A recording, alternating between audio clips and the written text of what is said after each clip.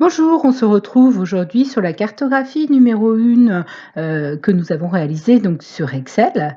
Donc, je vais vous montrer comment on se connecte à la base de données dans un premier temps. Donc, cette connexion Excel sur une base de données, elle est valable que ce soit un fichier classique ou que ce soit une connexion pour une cartographie, donc 3D Map.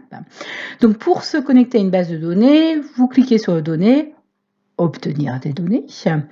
Donc, à partir d'un fichier Excel, à partir d'une base de données, donc à partir d'un service en ligne ou d'autres sources. Donc ça, nous, ce que l'on va utiliser, c'est à partir d'une base de données. En l'occurrence, notre première carte est réalisée sur le cube d'Excel. Donc, on va le faire à partir d'Analyse Services. Donc, le nom du serveur, pas besoin de connaître, il suffit de mettre un point dans notre cas. Donc, il nous propose les cubes que nous avons réalisés. Donc, en cours, nous avions fait Footmark, mais ce n'est pas celui-là qui m'intéresse. Je veux me connecter au cube. Donc, je vais utiliser l'assistant pour se connecter au cube. Si besoin, je vais pouvoir le parcourir, cliquer sur Terminer. Donc, ici, on est déjà connecté. Ceci dit, petite astuce pour trouver si mon fichier a déjà une connexion. Toujours dans Données, je vais sur Connexion existante et je retrouve ici que ce classeur est connecté à mon cube directement sur Analyse Services. Là, je peux l'annuler, conforter le choix que mes données sont bien connectées. Une fois connectés, donc nous avons sélectionné nos éléments dont nous avions besoin, la DIM géographie et la DIM reseller, afin de pouvoir obtenir les données, puisqu'on souhaite la répartition des bike stores dans le monde. La particularité du cube, c'est que ça ne nécessite pas de fusion. Les fusions, on les verra plus tard, c'est-à-dire de regrouper et relier les tables entre elles. Ici, on est sur un cube, donc pas besoin d'éléments de ce genre. Donc, une fois notre feuille et notre sélection créées, on peut toutefois supprimer des colonnes comme dans un tableau et garder les colonnes nécessaires pour avoir moins de données. Dans notre choix, on a décidé de les conserver directement. Donc, j'ai renommé le classeur données du cube pour savoir quels sont les éléments, si on ne se rappelle pas après. Donc, nous allons pouvoir procéder à l'insertion d'une carte. Pour effectuer l'insertion d'une carte, on va dans Insertion. On ne va pas utiliser ce logiciel, enfin ce bouton plutôt. On va tout simplement utiliser 3D Map et ouvrir 3D Map. Donc là, il y a deux possibilités. Soit vous avez déjà une carte qui existe, comme dans notre cas, soit vous pouvez effectuer une nouvelle visite guidée et créer une nouvelle carte sur le même fichier. Donc voilà comment ça s'ouvre au fur et à mesure et on va pouvoir choisir les éléments. Donc notre écran est composé en 4 zones. La zone visite guidée. La visite guidée va nous permettre de créer des scènes spécifiques à notre besoin.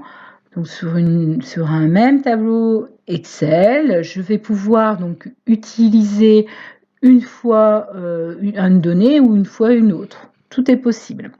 Donc on va les retrouver ici ensuite. La partie droite correspond à ajouter un calque. Un calque, c'est quoi dans Map? C'est tout simplement la possibilité de sélectionner les données, d'y ajouter des champs calculés, de paramétrer le visuel de notre carte. La partie centrale donc, représente la map de notre projet qui s'actualise en temps réel en fonction des éléments que nous avons sélectionnés. La partie haute de notre tableau nous permet de créer une vidéo, d'effectuer des nouvelles scènes, donc la carte du monde ou un mappage personnalisé si nous souhaitons. On va plutôt rester sur la carte du monde. Donc ici, je vais venir le supprimer. On peut choisir les thèmes. Différents thèmes sont possibles également. Voilà, on ne reviendra pas sur ces options par la suite et on va rester plutôt classique. Les options de scène nous permettent d'ajouter des éléments si nous avons besoin. Nous pouvons actualiser les données en fonction de nos éléments. Donc ça, c'est important puisque à chaque fois que nous souhaitons ouvrir un tableau et avoir les données en temps réel connectées à notre base de données, il faudra venir les actualiser. Ensuite, alors là, c'est un petit peu long. L'actualisation prend un petit peu de temps, surtout qu'elle recherche des éléments qui sont vides. Voilà. Les étiquettes de cartes. Donc vous voyez que, on va faire un petit zoom sur les États-Unis. Donc les étiquettes de cartes, pour l'instant, on n'a aucune information sur notre cartographie. Il suffit de cliquer et vous voyez que là apparaît donc le Canada, les États-Unis, le Mexique et ainsi de suite les mers souhaitées. La carte plane, voilà, nous fait passer tout simplement carte plane. Je reclique dessus pour repasser. Moi, je veux rechercher un emplacement, donc je cherche. Ici, par exemple, je vais chercher la France. Voilà, et j'ai fait un petit tour du monde. Je me retrouve de l'autre côté donc du globe pour retrouver la France. Je me repositionne sur les États-Unis et je retrouve ma carte.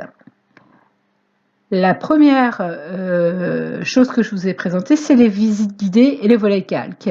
Donc pour passer en mode plein écran de ma carte, il me suffit de décliquer, donc visite guidée, volet calque et la liste des champs. Je veux récupérer mes éléments, donc je reclique sur mes éléments.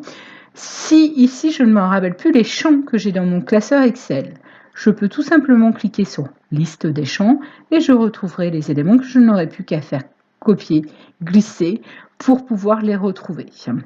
Donc on va repasser, on ne va pas sauvegarder cet élément et on va repasser à la carte qui a déjà été créée.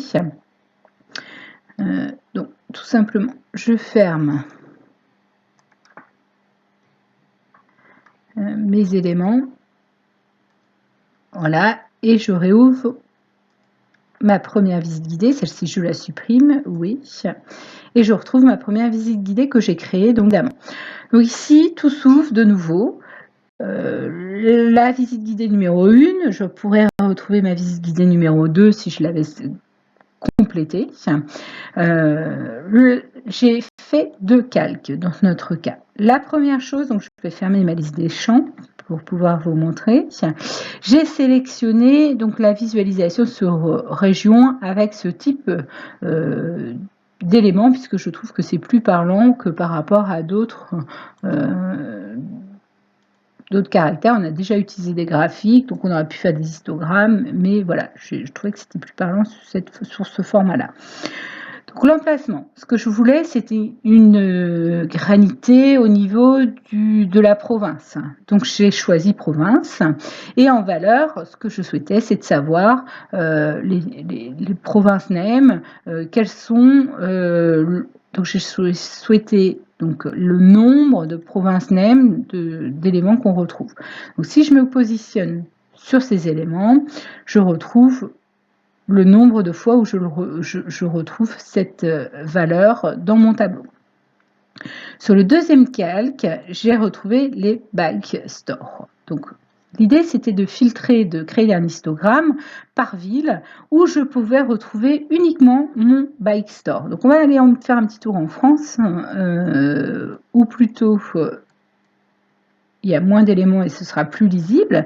Donc j'ai voulu mettre en place un histogramme qui nous dit combien il y a de bike stores et où il se trouve. Donc l'emplacement, je suis venue mettre la ville et ici la particularité, c'est que je suis venue mettre un filtre sur la dimension seller avec un filtre des bike stores. J'aurais pu choisir, je ne veux pas un bike store, mais cette fois je veux les accessoires. Hop, et on retrouve, voilà, la particularité, c'est qu'elle fait les deux. Ce magasin vend des vélos et des accessoires. On retrouve également la même chose. Donc voilà la première carte que je vous ai présentée. À bientôt.